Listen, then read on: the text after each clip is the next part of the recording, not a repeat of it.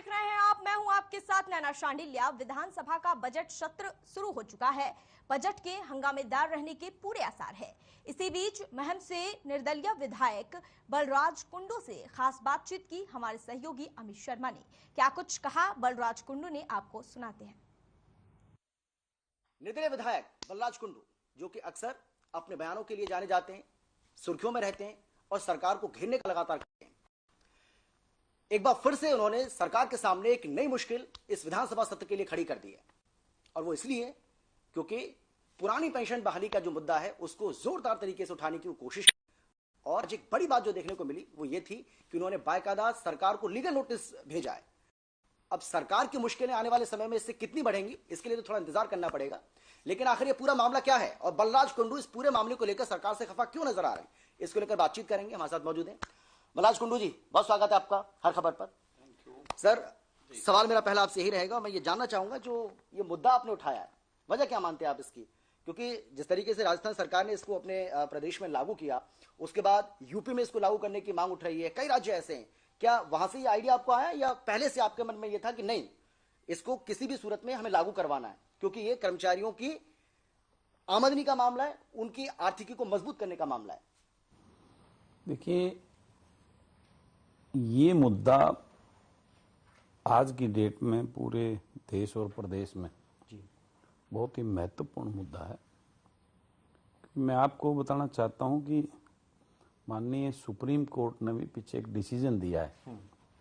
उस डिसीजन में supreme court ने ये माना है कि पेंशन जो है ये कोई खैरात नहीं है जो सरकार कर्मचारियों को देती है।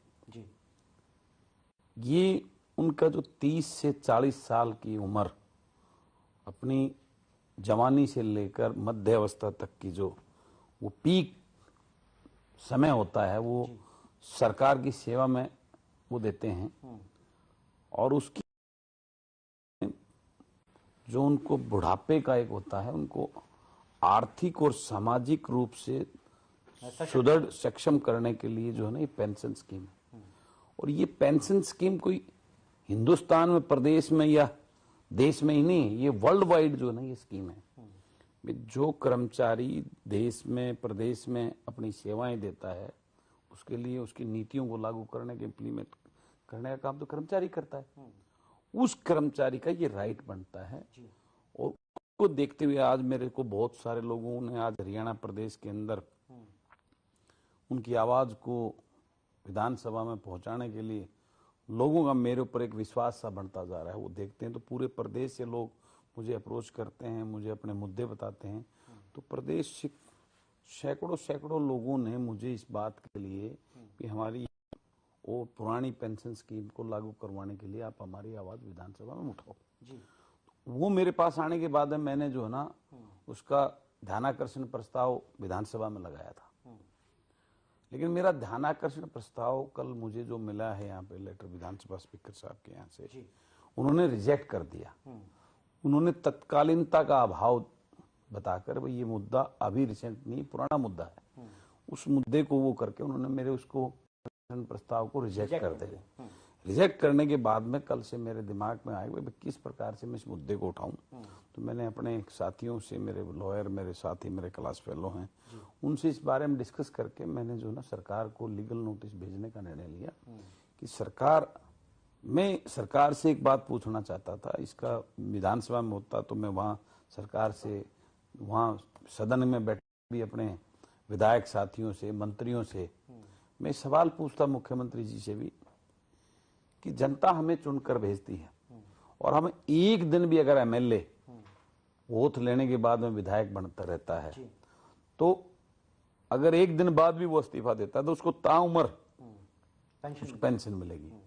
भगवान ना करे उसको कुछ हो जाए तो उसकी फैमिली, उसकी वाइफ को पेंशन मिलेगी।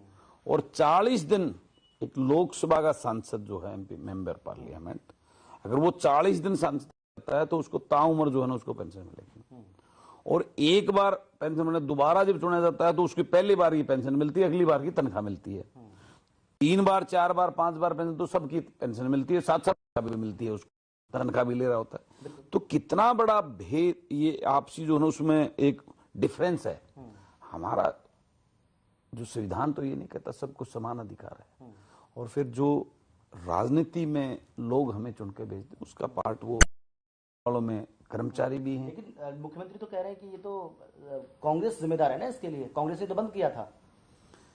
देखिए, मैं इस बात पे यही कहना चाहूंगा, अगर कांग्रेस ने, वैसे तो ये अटल जी ने ये चीज लागू पास की थी, अटल जी के वो प्रधानमंत्री थे उन्होंने उसको किया था, उसके बाद जो ना स्टेट गवर्नमेंट्स ने इसको लागू। सवाल इसलिए मैं बता रहा हूँ उसी के लिए मैं बता रहा हूँ आपको, उसी बात का मैं जवाब दे रहा हूँ।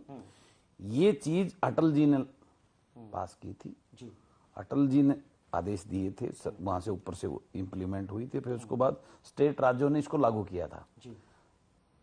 पश्चिमी बंगाल में आज तक लागू नहीं है ये, एकमात्र स्टेट हिंदुस्तान के अंदर पश्चिम बंगाल है जिसके अंदर आज भी ओल्ड पेंशन स्कीम चालू है, शुरू से कभी बंद नहीं हुई। लेकिन यहाँ स्टेट गवर्नमेंट ने उसको इम्प्लीमेंट किया, वो इम्प्लीमेंट किया था तब कांग्रेस की सरकार थी, और मुख्यमंत्री जी का ये कहना कि हमने बंद नहीं की, ये बंद करने के आदेश तो जो अटल जी के सरकार में हुए ना, उसको चलो लागू कर दिया इन्होंने। तो मैं एक बात पूछना चाहता हूं, अगर कांग्रेस से लोगों को नाराजगी थी तभी तो बीजेपी सरकार बनी होगी, तभी तो प्रदेश के लोगों ने बीजेपी सरकार को वोट देकर चुनने का काम किया होगा। अब उनकी अगर कोई गलत चीज की है तो क्या मौजूदा सरकार की ड्यूटी नहीं बनती उनकी गलत चीजों को ठीक करने का? लेकिन वो तो ये बहुत सारे बिल नहीं मैं उसको वो क्या कह रहे हैं, नहीं वो ये कह रहे हैं ना कि इससे देखिए आपको सरकारी खजाने को भी देखना पड़ेगा। मैं उस डिबेट करेंगे। सरकारी खजाना, सरकार के बीजेपी की सरकार जो ना वोट लेने के लिए था, ऐसी चीजें जो फिजूल की चीजें जो बर्बाद कर रही है पैसा, उसमें बजट नहीं दिखता। और मैं ये पूछना चाहता हूं, जिस कर्मचारी ने 35 से 40 साल अपनी जिंदगी के जो है ना उस प्रदेश के सेवा में दी हैं, और एक विधायक एक दिन चुनने के बाद में उसको वो कितनी तरह से विधायकों और एमपीओ को जो सैलरी और पेंशन मिल रही है उस पर बोझ नहीं पड़ता प्रदेश के ऊपर। एक विधायक एक बार बन गया, 2 बार बन गया, लगातार बनता रहा 6 बार से, वो 5 बार की पेंशन ले रहा है, 6ठी बार की तनख्वाह ले रहा है, लगातार तनख्वाह भी ले रहा है, पेंशन भी ले रही है। क्यों? ये कहां का रूल है? विधायकों को, मंत्रियों को, नेताओं को पेंशन मिलने के तो उस पर कोई बोझ नहीं पड़ता सरकार पे, और एक कर्मचारी जिसने अपनी जिंदगी का 40 साल दिए हैं उसकी वजह से बोझ पड़ता है। उस बोझ को, उस पैसे की व्यवस्था करना, this is responsibility of government. तो ये जिम्मेवारी, ये बात बोल के मुख्यमंत्री जी अपने दायित्व से भाग नहीं सकते, और ये एक बहुत बड़ा मुद्दा बन गया है। मैं तो मुख्यमंत्री जी को, हरियाणा प्रदेश की सरकार को निवेदन करना चाहूंगा कि जिस प्रकार से पिछले दिनों किसान आंदोलन हुआ, 13 महीने वो आंदोलन चला, और 13 महीने के बाद में किसानों की बात मानते हुए उस आंदोलन को जो है केंद्र की सरकार को वो कानून वापस करने पड़े, तो इतना उससे नुकसान हो है, वर्ल्ड वाइड हमारी छवि खराब हुई। इसी प्रकार ये बड़ा गंभीर विषय है। कर्मचारी की पेंशन, ओल्ड पेंशन, आज जो है 70% कर्मचारी इससे प्रभावित है, इससे इफेक्टेड है। आज एक कर्मचारी जो जिस दिन रिटायर होता है उसी दिन बेरोजगार हो जाता है। क्या इसका दूसरा अवसर नहीं पड़ेगा? जब उस कर्मचारी को ये पता है कि पेंशन जब आप रिटायर होंगे, रिटायरमेंट के बाद आपके पास कुछ नहीं होगा, तो क्या लास्ट वो गलत तरीके से पैसा कमाने की नहीं सोच सकता क्या? वो रिश्वत नहीं लेना शुरू कर सकता क्या? तो उससे किसको नुकसान होगा?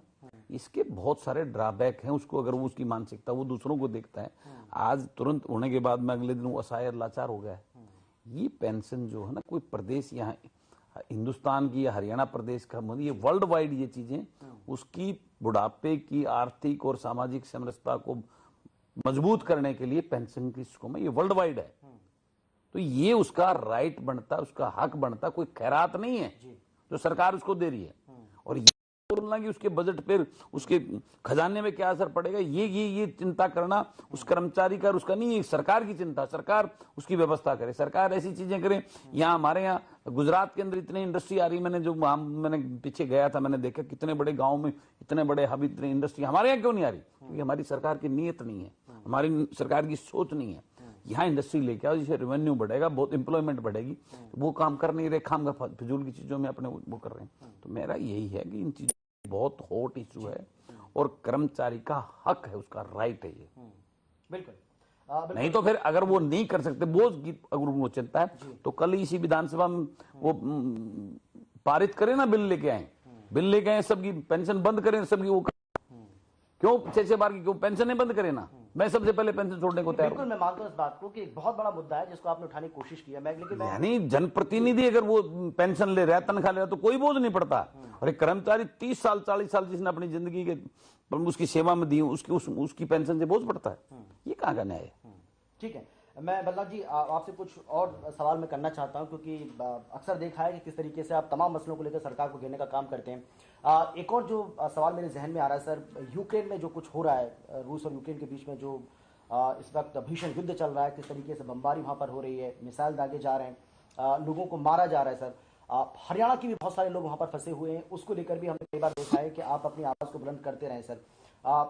सरकार प्रयास कर रही है, चाहे वो हरियाणा सरकार की ओर से जो प्रयास किए जा रहे हैं या केंद्र सरकार की ओर से जो प्रयास किए जा रहे हैं, आपको लगता है कि प्रयास जो है वो सही दिशा में जा रहे हैं? देखिए, यूक्रेन का वो इंटरनेशनल मुद्दा है जी, लेकिन मुझे इस बात का वो आता है कि ये लोगों को क्या समझते हैं, बेवकूफ समझते हैं। मैं देख रहा था आज वो आया हुआ था कि भाई हरियाणा सरकार जो है ना, एक वो बॉम्बे एयरपोर्ट पे अपना कोई वो लगा के काउंटर बना रही है, वहां संपर्क करो, वहां आने वाले जो हिंदुस्तान में ही आ जाएगा उसको वो अपने आप आ जाएगा, जो वहां से यूक्रेन से चल के जो हिंदुस्तान में लैंड जो कर गया उसके लिए वहां ड्रामा सिर्फ फोटो में छपने के लिए क्या वो है। इतने दिनों से सरकार ने पिछले भी पुरानी सरकारों में युद्ध हुए थे, उसमें कितने बड़े संख्या के अंदर जो है ना फ्री के अंदर जो है ना रेस्क्यू चला था, उनको ले आई थी वो सरकारें। अब इसको कितना क्या वो करके कि मंत्री को उनको लेने रिसीव करना, ये सरकार की रिस्पॉन्सिबिलिटी है अपने नागरिकों के हितों के लिए, उनकी सुरक्षा के लिए। ये इतना लेट क्यों चला, ये भी एक बहुत बड़ा सवाल है। आज हिंदुस्तान की सरकार के पास में कोई अपनी एयरलाइंस नहीं जिससे वो फ्री उसको वो करे। आज जो यूक्रेन का 25,000 रुपये था, ये कितनी बड़ी विडंबना है। आज मिनिमम 60 से 80-90 हजार रुपए की टिकट कर दी। क्या है, हमारे मजबूरी का फायदा उठाने का काम कर रहे हैं। सरकार चुप मोनी पापा बनी बैठी है। आज सरकार के पास अगर अपनी एयरलाइंस होती तो उनको फ्री में, जैसे पीछे जब वो किया था लीबिया का मेडिकल वार था वो, उसमें सरकार ने जो रेस्क्यू किया था तो फ्री ऑफ कॉस्ट वहां से कितनी बड़ी संख्या में, नहीं लेकिन अब कितनी बड़ी संख्या में अभी भी फ्री रहे हैं। अभी फ्री कहाँ है, अभी तो स्टार्टिंग में जो टिकटें वो करी हैं, स्टार्टिंग में था लेकिन अभी तो फ्री ला रहे हैं। तो वो नहीं, मेरी सुनो, कितने आज दावा कर रही है कि हम फ्री लेकर आ रहे हैं। अभी हुआ ना वो इशू, बहुत उठने के बाद में हुआ ना। पहले तो उन्होंने से वहां से उन स्टूडेंट्स के वहां से वीडियो जारी आए हैं, वो कितने महंगी वहां टिकटें मिल रही हैं, कितना बड़ा।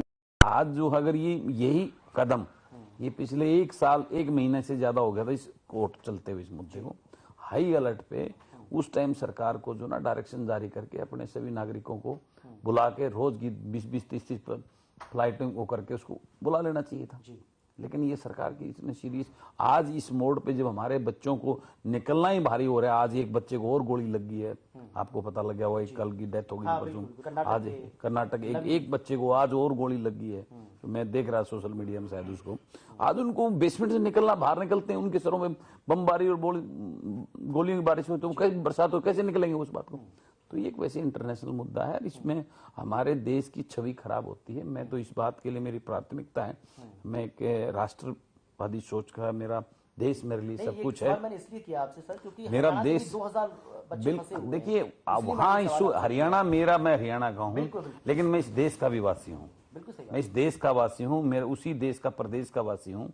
तो मेरे को चिंता है, हरियाणा वालों की ज्यादा चिंता है, लेकिन वो तो सभी की, अकेले हरियाणा का इशू विषय नहीं है, वो विषय मेरे हिंदुस्तान का विषय है, मेरे हिंदुस्तान के बच्चों का विषय है।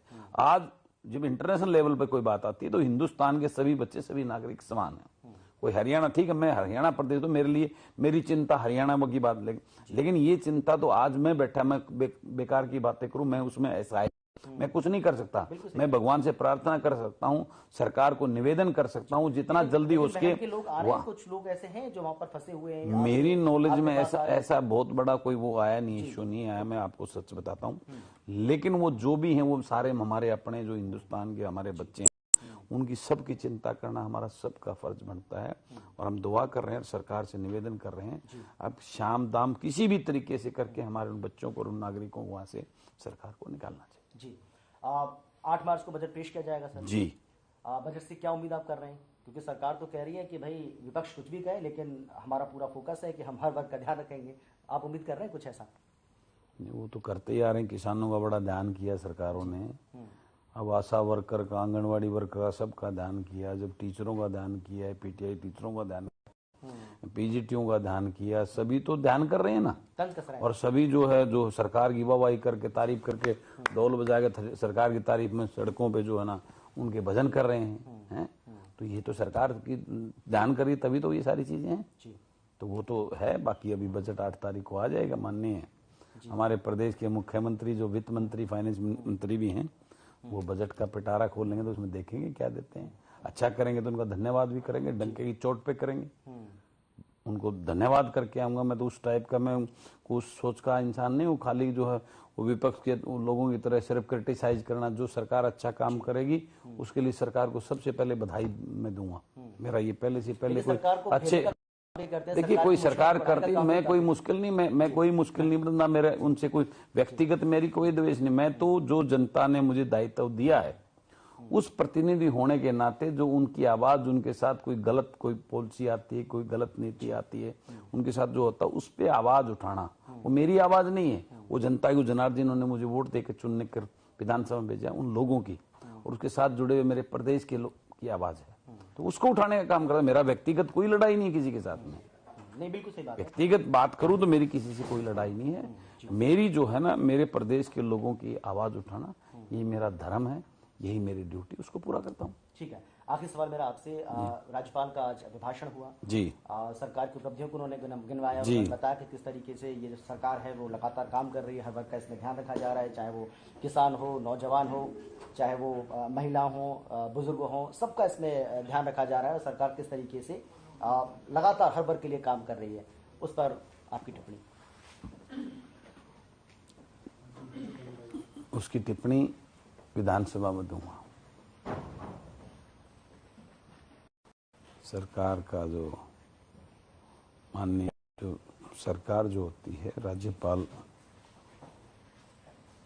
के द्वारा उसका गुणगान किया गया है, उसका जो है सरकार को देंगे। जो चीजें सरकार, राज्यपाल जी के पास में सरकार ने भेजी हैं जी, उसी को पटल पर रख के राज्यपाल महोदय, महामहिम राज्यपाल जी ने उसको पढ़ा है, अब उसको पढ़ेंगे हम जी, और उसका जवाब देंगे विधानसभा में जी।